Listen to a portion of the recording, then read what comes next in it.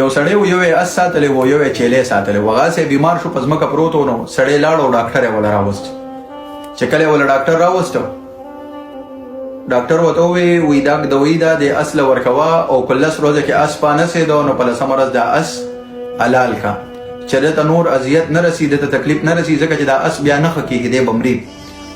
لومبۍ ورځ تېره شوه دا چیلې راغی او د اس ته ډېر مینټ زاري وکړه ورته یې پاسه وی حلالۍ دی بیا دویمه ورځ شوه بیا دا چیلې راغی اوس ته یې وی هفته د بعدې شو هفته بعد به د حلالۍ کو پانسېدی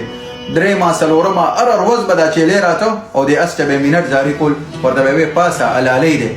چې کله نښه ورځې تېرې شوې نو د اس مالک وویل چې زه بازار ته ځم یو تېره چاړه راوړم چې دا اس حلالوم چې دته تکلیف ونه رسي او هغه لاړو چې کله لاړو نو دا چیلې راغی او د اس ته مینټ زاري شروع کړه ورته ویې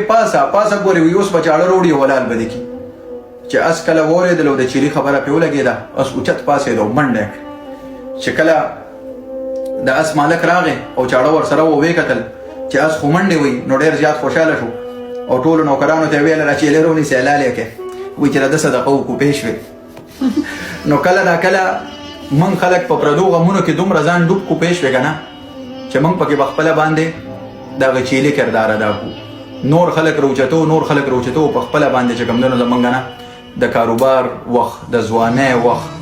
د خپلو خپلوانو وخت هر یو څیز زموږ نه تېر شي نو مهرباني وکړئ اول خپل ځان دی په ځان باندې فوکس وکړئ